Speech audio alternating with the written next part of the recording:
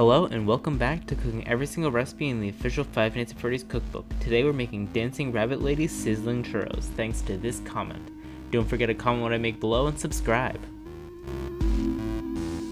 To start this recipe off, you're going to want to put half a cup of milk, 2 tablespoons of butter, a tablespoon of sugar, and a pinch of salt into a saucepan and gradually heat.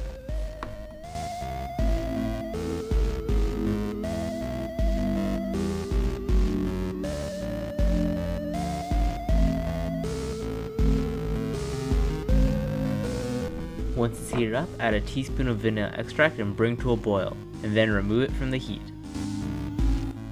While it's still hot, you want to add a cup and 2 tablespoons of flour and mix it until you have a pretty lumpy dough.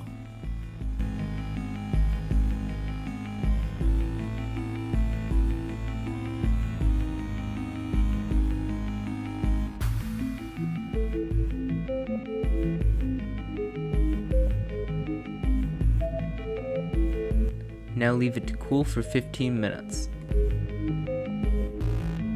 While the batter is cooling down, you can make the optional chocolate sauce, which requires you to bring half a cup of heavier double cream, 2 tablespoons of butter, and a tablespoon of sugar gently up to heat in another saucepan. And while that's heating up, you want to put a 1/4 cup of dark chocolate in the microwave and microwave it until melted, preferably in like 5 to 10 second increments. Now combine the melted chocolate with your cream mixture and mix until you have a smooth chocolate sauce.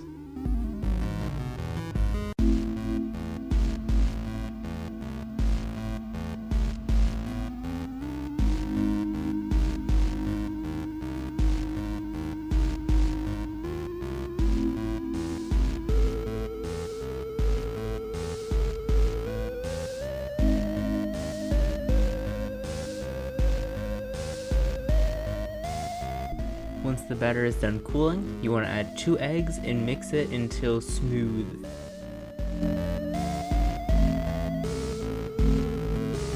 This step will hurt your shoulder, but it needs to be done or it's not going to pipe properly.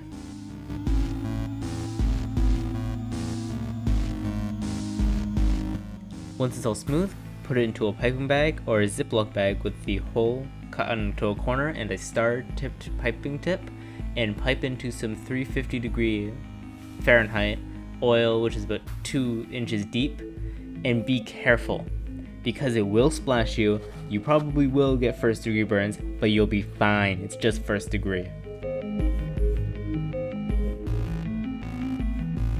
You only want to cook these until they're golden brown on each side.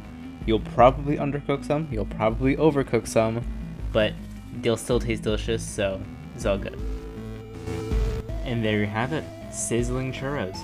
These were pretty good. They taste like churros. Churros are very tasty, so not complaining there. Chocolate sauce was a little too bitter for me. I would probably omit that if I make these again, but the cinnamon sugar on the batter, very good. It's like 8 out of 10.